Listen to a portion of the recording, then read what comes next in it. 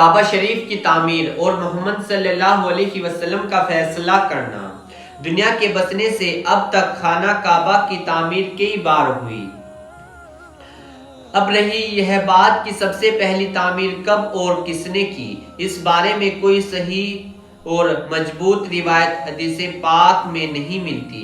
اہل کتاب یہود و عیسائیوں کی روایتیں ہیں جن سے معلوم ہوتا ہے کہ سب سے پہلے اس کی تعمیر حضرت آدم علیہ السلام کے اس دنیا میں آنے سے پہلے ہی فرشتوں نے کی تھی۔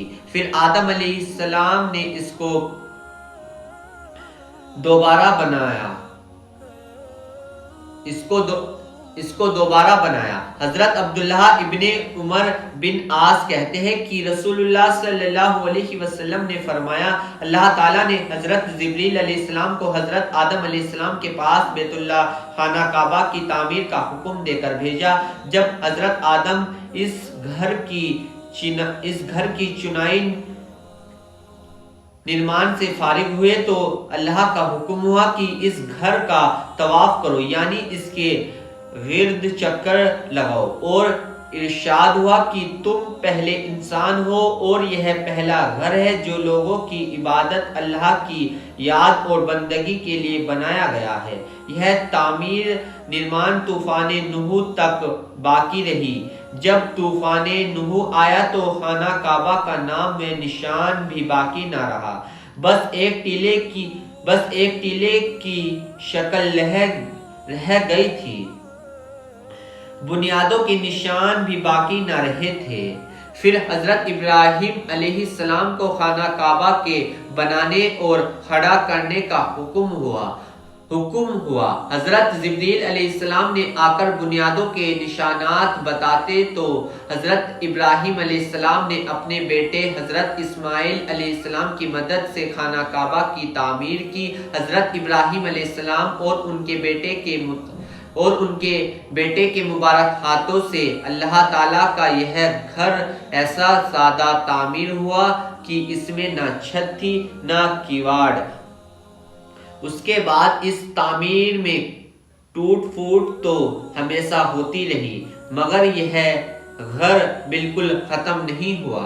اس کے بعد حضرت محمد صلی اللہ علیہ وسلم کو نبوت ملنے کے 5 سال پہلے، جبکہ آپ کی عمر شریف 35 سال تھی، قریش نے خانہ کعبہ کی تعمیر کی۔ حضرت ابراہیم علیہ السلام کا بنایا ہوا خانہ کعبہ بغیر چھت کے تھا۔ دیواروں کی اونچائی کچھ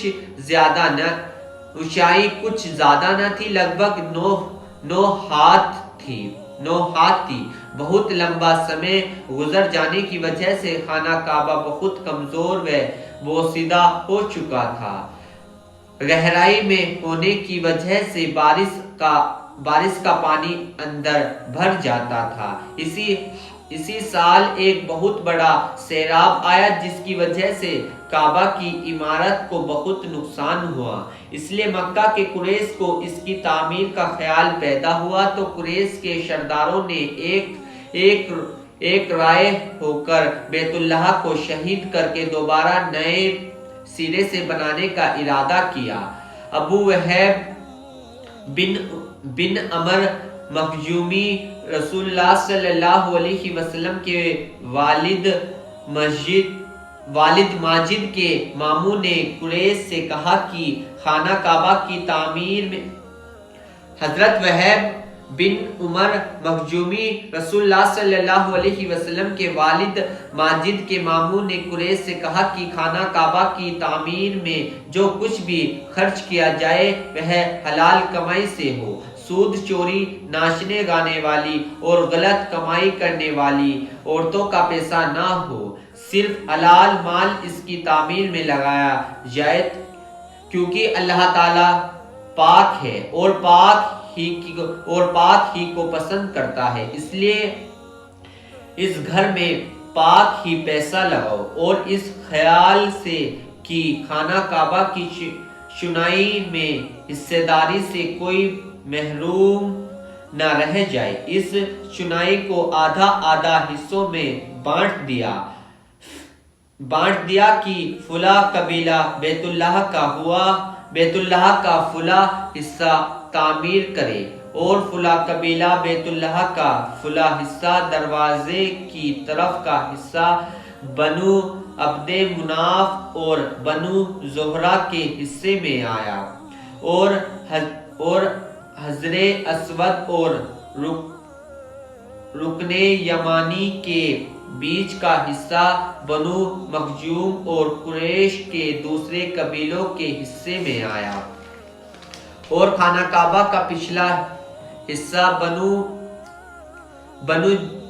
بنو جمحہ اور بنو سہم کے حصے میں آیا، اور حتیم بنو عبدوحار بنو قصی اور بنو اسد اور بنو عدی کے حصے میں آیا۔ اسی بیچ قریش کو یہ خبر لگی کہ ایک تجارتی جہاز جیدہ کی بندرگاہ سے ٹکرا کر ٹوٹ گیا ہے۔ ولید بن مغیرہ سنتے ہی جیدہ پہنچا اور اس کے تختے خانہ کعبہ کی چھت کے لیے حاصل کر لیے۔ اس جہاز میں ایک رومی کاریگر راج مستری بھی تھا جس کا نام باقوم تھا۔ والد نے خانہ کعبہ کے نرمان کے لیے اس کو بھی ساتھ لے لیا۔ اس کے بعد جب پرانی عمارت کو توڑنے کا وقت آیا تو کسی کی ہمت نہ ہوتی تھی کہ وہ خانہ کعبہ کو ڈھانے کے لیے کھڑا ہو۔ آخرکار والد بن مغیرہ فاوڑہ لے کر کھڑا ہوا اور یہ کہا، اے اللہ، ہم صرف خیر اور بھلائی کی نیت رکھتے ہیں، ہماری نیت بری نہیں ہے۔ یہ کہہ کر حجر اسود اور رکن یمانی کی طرف سے گرانا شہید کرنا شروع کیا۔ مکہ والوں نے کہا، رات بھر انتظار کرو کہ کہیں ولید پر کوئی آسمانی بلا تو نہیں آتی، اگر اس پر کوئی مصیبت آئی تو ہم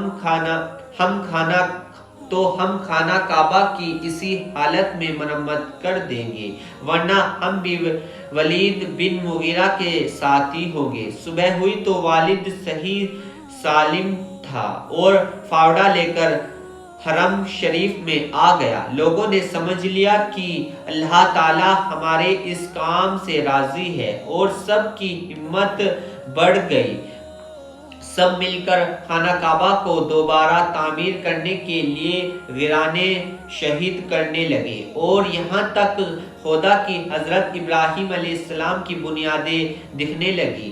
ایک قریشی نے جب حضرت ابراہیم والی بنیاد نیو پر فاوڑہ چلایا تو ایک دم پورے مکہ میں ایک سخت زوردار دھماکہ ہوا، جس کی دہشت سے آگے کھودنے سے رک گئے اور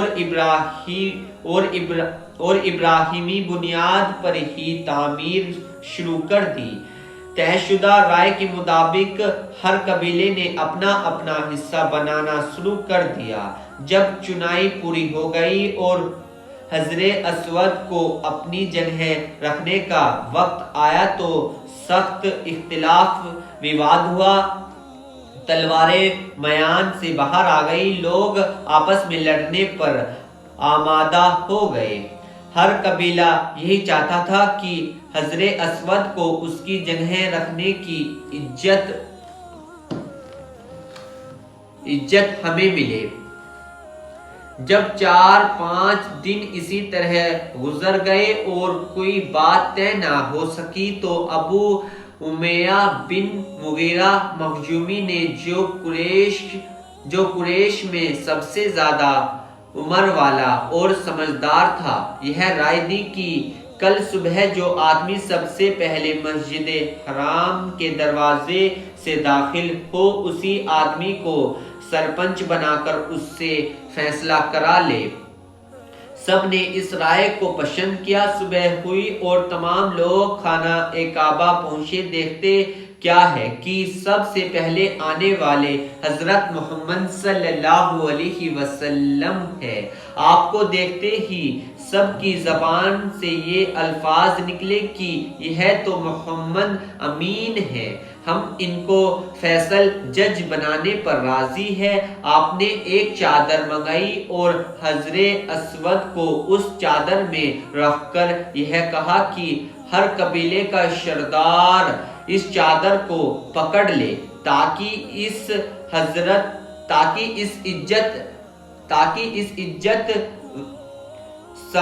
عزت سے کوئی قبیلہ محروم نہ رہے۔ اس فیصلے کو سب نے پسند کیا اور سب نے مل کر چادر اٹھائی۔ جب سب لوگ اس چادر کو اٹھا کر اس جگہ پہنچتے جہاں حجر اسود کو رکھنا تھا تو آپ صلی اللہ علیہ وسلم خود آگے بڑھے اور اپنے مبارک ہاتھوں سے حجر اسود کو اٹھا کر اس کی جگہ رکھ دیا۔ اس طرح آپ کے فیصلے سے یہ ایک بڑا جھگڑا ختم ہوا۔ تعمیر چل رہی تھی کہ قریش کے پاس حلال مال کی کمی پڑ گئی، اس لیے انہوں نے اتر کی طرف سے کعبے کی لمبائی لگ بھگ 8 میٹر کم کر دی۔ یہی ٹکڑا حطیم کہلاتا ہے جو اصل میں خانہ کعبہ کا ہی حصہ ہے۔ اس بار قریش نے خانہ کعبہ کا دروازہ زمین سے کافی اونچا کر دیا تاکہ اس میں وہی آدمی داخل ہو سکے جسے وہ اجازت دے۔ اس کے بعد حضرت عبداللہ بن زبیر جب خلیفہ حاکم بنے تو انہوں نے کعبے کو ابراہیمی بنیادوں پر نئے سرے سے تعمیر کرایا۔ حلال مال کے کم پڑ جانے کی وجہ سے جو حصہ کعبے کا قریش نے نہیں چنا تھا یعنی حطیم، اس کو بھی حضرت عبداللہ بن زبیر نے کعبے کے اندر لے لیا۔ سن 72 ہجری میں حجاج بن یوسف نے مکہ کا گھیراؤ کیا اور غوفیوں سے سخت پتھر برسائے جس سے کعبے کو بھی نقصان پہنچا، تو پھر حجاج بن یوسف نے سن 74 ہجری میں کعبے کو شہید کر کے قریش کی ہی بنیادوں پر تعمیر کرایا، یعنی حطیم کا حصہ باہر چھوڑ دیا۔ اس کے بعد شعبان سن 1039 ہجری میں موسلادھار بارش کی وجہ سے کعبہ گر گیا تو عثمانی خلیفہ مراد خان نے اسے نئے سرے سے قریش کی بنیادوں پر تعمیر کرایا۔ چنانچہ خانہ کعبہ کی موجودہ عمارت عثمانی تعمیر ہے۔